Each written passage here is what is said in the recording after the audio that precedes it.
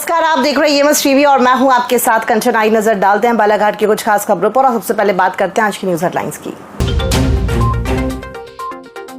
कुम्हारी में नई प्राथमिक स्कूल का भवन, हाई स्कूल भवन भी जर्जर। नेशनल हाईवे हादसा, कलेक्टर ने किया स्थल निरीक्षण। और ग्रामीण आजीविका मिशन के कर्मचारियों ने मुख्यमंत्री के नाम कलेक्टर को सौंपा ज्ञापन। आइए अब बढ़ते हैं खबरों की ओर।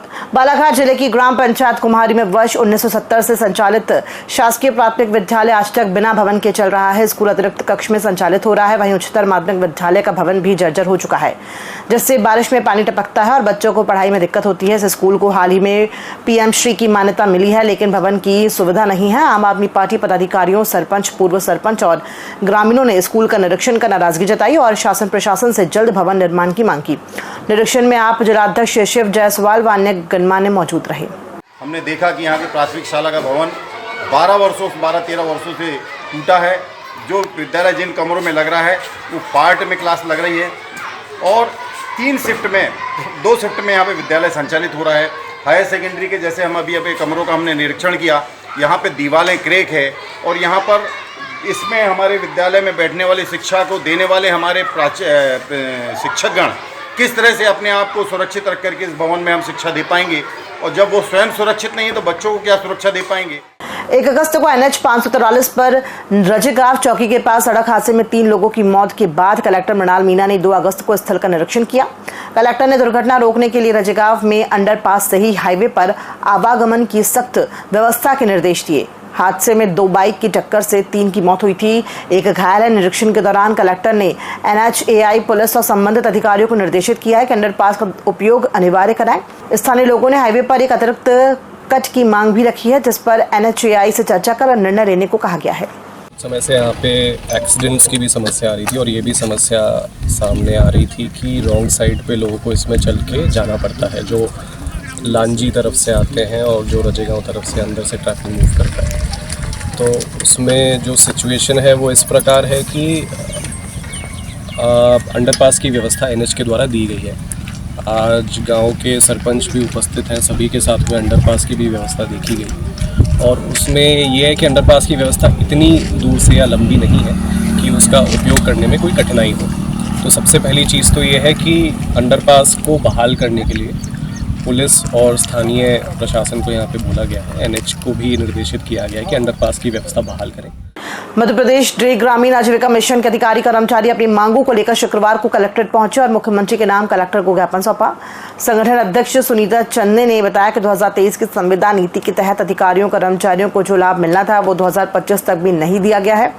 इसके विरोध में प्रदेश के सभी 55 जिलों में आजीविका मिशन के अधिकारी कर्मचारी ज्ञापन सौंप रहे हैं। कर्मचारियों ने मांग की है कि संविदा नीति में निर्धारित लाभ शीघ्र प्रदान किए जाए। कर्मचारियों ने चेतावनी दी है कि यदि मांगे पूरी नहीं हुई तो आंदोलन किया जाएगा। कलेक्टर साहब के यहाँ पर ज्ञापन देने के लिए आए हैं कि जो हमारी 2023 की संविदा नीति है, जिसमें कर्मचारी और आजीविका मिशन के अधिकारियों का जो नीति लागू की गई है और जो उनको लाभ दिया जाना है वो आज 2025 तक भी कोई बेनिफिट नहीं मिल रहा है। इसलिए आजीविका मिशन के समस्त 55 जिलों के अधिकारी कर्मचारी आज समस्त अपने अपने जिलों में ज्ञापन देने के लिए आए हैं। अति नक्सल प्रभावित ग्राम आली टोला व कंडरा में शनिवार को जन समस्या निवारण शिविर आयोजित किया गया है। प्रशासन के आला अधिकारियों ने ग्रामीणों की समस्याएं सुनी और समाधान के प्रयास किए। ग्रामीणों ने सुलसुली, बोदाद लखा, धीरी मुरम और बोदाल झोला माहर दल्ली लातरी सड़क निर्माण की मांग की। पुलिस महानिरीक्षक संजय कुमार ने कहा कि नक्सली विकास विरोधी है, उनकी मदद करने वालों पर कड़ी कार्रवाई होगी। कलेक्टर मृणाल मीणा ने बताया कि शासन की योजनाओं का लाभ ग्रामीणों तक पहुंचाने के लिए शिविर लगाया गया है, जहां सभी विभागों के अधिकारी एक ही स्थान पर ग्रामीणों की समस्याओं का समाधान कर रहे हैं। अन्य योजनाओं में लाभ तो वितरित ऑलरेडी हो चुके हैं, जिसमें रागी मिनी किट है, कृषि से संबंधित है, पेंशन योजनाएं हैं जो बड़ी संख्या में उपलब्ध कराई हैं, आयुष्मान कार्ड है, किसान क्रेडिट कार्ड, मत्स्य क्रेडिट कार्ड। अब मार्च 26 तक इस समस्या को हमें खत्म करना है, तो उनको बोलो कि भैया जंगल में तंग मत पाओ, आराम से आत्मसमर्पण कर दो। इतनी बढ़िया सरेंडर पॉलिसी है, उनको हर महीने 25,000 रुपये मिलेंगे, जमीन मिलेगी। आपका विकास, आपके बच्चों के लिए स्कूल, जो यहाँ के युवा हैं उनके लिए रोजगार, हॉस्पिटल, ये हर तरह का विकास है नक्सलवाद की समस्या की वजह से रुका हुआ है। तो आप सभी से पुलिस और प्रशासन की यही अपील है, किसी भी तरह से आप नक्सलवाद का सहयोग ना करें।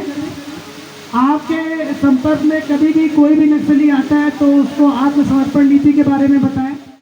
जिले के लिए गौरव की बात है कि शहर मुख्यालय स्थित समाधान हॉस्पिटल NABH प्रमाणित पहला अस्पताल बन गया है। National accreditation board for hospital and health care providers से मिली ये मान्यता स्वास्थ्य सेवाओं में ये नई दिशा स्थापित करेगी। समाधान हॉस्पिटल के डायरेक्टर डॉक्टर अजीत गणवीर ने बताया कि ये मान्यता हमारी टीम की गुणवत्ता, रोगी केंद्रित सेवा और सुरक्षा के प्रति प्रतिबद्धता का प्रतीक है। इससे मरीजों को अब राष्ट्रीय और अंतर्राष्ट्रीय मानकों पर आधारित गुणवत्तापूर्ण इलाज मिलेगा। इस उपलब्धि पर उन्होंने टीम को बधाई दी। पत्रकार वार्ता में डॉक्टर वेद प्रकाश लिलहारे भी उपस्थित रहे। National accreditation board for hospitals and health care providers Balaghat जिले में पिछले 60-70 साल से जितनी भी स्वास्थ्य सेवाएं चल रही है, जहां तक मुझे ज्ञात है अभी तक किसी भी हॉस्पिटल ने इस बोर्ड से एक्रीडिटेशन नहीं लिया है। यह एक्रीडिटेशन बताता है कि आपका हॉस्पिटल कितनी गुणवत्ता वाला है, मरीजों की सुरक्षा को लेकर के आपके पास क्या पुख्ता इंतजाम है और आपके पास जो काम करने वाला मेन पावर है वह कितना सक्षम है। तो हमने NABH बोर्ड के द्वारा यह प्रमाणीकरण लिया है और इसके लिए काफ़ी मेहनत की। तो ये पूरे संपूर्ण जिले के लिए गौरव का विषय है कि समाधान हॉस्पिटल बालाघाट अब NABH से एक्रीडेटेड होकर इस कार्य को सक्षमता के साथ समाज की सेवा कर रहा है। इंटरनेशनल मानकों पे चीज़ों को देखा जाता है कि हॉस्पिटल में सेफ्टी कैसी है, स्टाफ कैसा है, ट्रेन स्टाफ है कि नहीं है, हॉस्पिटल का इंफ्रास्ट्रक्चर कैसा है, वहाँ पे जो फैसिलिटी प्रोवाइड कर रहे हैं हम वो एक स्टैंडर्डाइज मानक पर तय होती हैं कि नहीं होती, उनके क्राइटेरिया होते हैं, है ना। हॉस्पिटल का स्टाफ है तो बायोमेडिकल वेस्ट मैनेजमेंट कैसा होता है, फायर सेफ्टी के क्या इंतजाम है, आपके पास लिफ्ट है तो लिफ्ट किस तरीके से चलाई जा रही है, उसके सारी वैलिडिटीज़ हैं कि नहीं।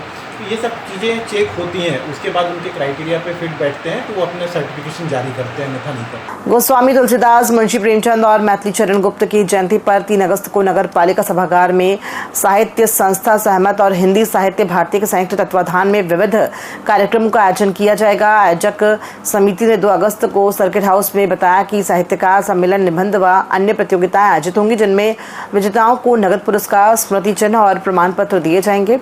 सांत्वना पुरस्कार भी प्रदान किए जाएंगे। आयोजन में नगर पालिका अध्यक्ष भारती ठाकुर, पूर्व नगर पालिका अध्यक्ष रमेश रंगलानी, संयोजक सुभाष गुप्ता, शालू गांधी, महेंद्र सुराना, अभय सेठिया, अशोक सागर मिश्र, राजेंद्र शुक्ल और अन्य पदाधिकारी मौजूद रहे। तक चलेगा। विभिन्न प्रकार के आयोजन इसमें किए जाएंगे।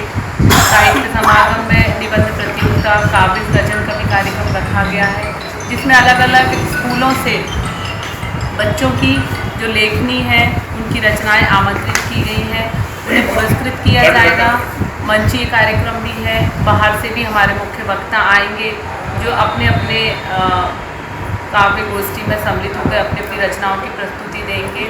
और इसके अलावा हमारे शहर की अपनी बहन आदरणीय अर्चना गुप्ता जी की महान रचना का भी विमोचन वहाँ पर किया जाएगा। एक तो निबंध प्रतियोगिता जो 10वीं, 11वीं, 12वीं के बच्चों के द्वारा का लेखन होगा वो रखा है। और इसके अलावा काव्य प्रस्तुति, कुछ कवियों के द्वारा पहले से ही कुछ रचनाएं भेजी गई है। देखा कितनी आ गई है, लगभग 24-25। मेरा तो एक आप लोगों से निवेदन भी था कि आपके माध्यम से ये बातें समाचार पत्रों के माध्यम से, मीडिया के माध्यम से रुझान था, अब चाहते कि हम उसको जगाएं ऐसे कार्यक्रम करके। आपने देखा होगा कि हमारे जो साहित्य से संबंधित हमारे कवि लोग हैं, सहमत के द्वारा महीने में एक दिन एक काव्य गोष्ठी का भी आयोजन।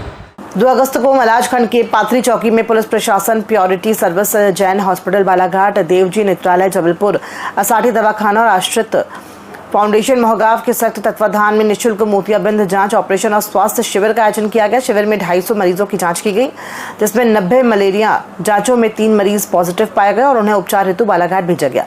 75 मरीजों की स्किल सेल एनीमिया जांच हुई। मोतियाबिंद जांच में 45 मरीजों की जांच की गई, जिसमें 18 मरीज ऑपरेशन हेतु चिन्हित किए गए हैं और 7 मरीजों को तत्काल ऑपरेशन के लिए देवजी नेत्रालय जबलपुर भेजा गया। खबरों में फिलहाल इतना ही। दीजिए इजाजत। नमस्कार।